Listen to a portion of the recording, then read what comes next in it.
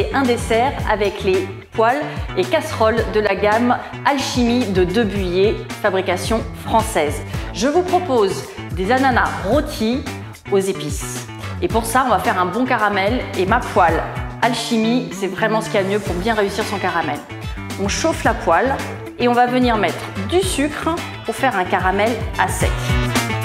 Et vous allez voir que le caramel va très rapidement commencer à apparaître. On va rajouter des épices. Donc là, je vous ai pris de la vanille, j'ai coupé les gousses en deux. On rajoute de la badiane et des baies de timut pour apporter vraiment une fraîcheur d'agrumes assez incroyable. Donc là, vous voyez que mon sucre commence à fondre. Je vais rajouter encore un tout petit peu de sucre.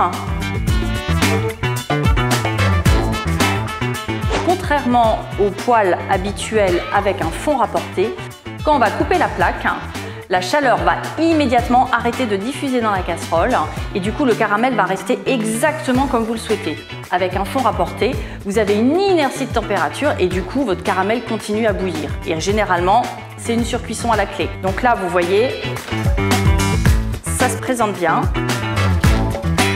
Encore quelques secondes d'attente et notre caramel va être prêt. On va pouvoir rajouter nos ananas. Pendant ce temps-là, on va faire chauffer un peu de jus d'ananas qui va nous servir ensuite à déglacer notre caramel pour faire une petite sauce bien onctueuse. Il faut que le jus d'ananas soit à température un petit peu chauffée pour éviter un trop gros choc de température avec le caramel.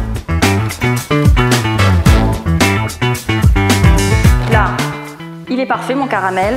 J'arrête tout de suite ma plaque. Et là, c'est maintenant que la magie opère.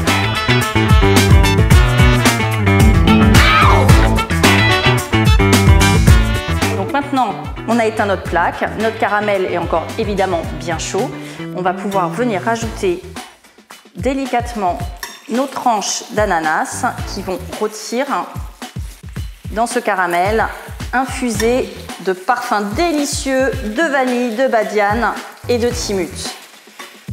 On laisse quelques instants rôtir d'un côté et puis ensuite on va retourner nos tranches dans la poêle.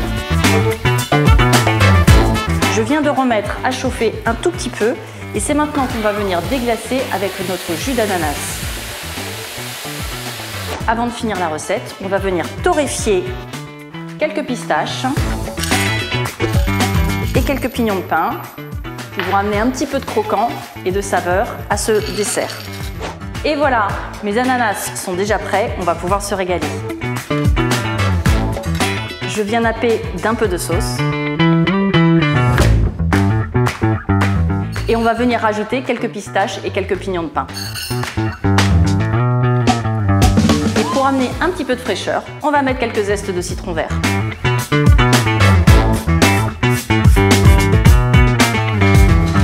Et voilà, bon appétit!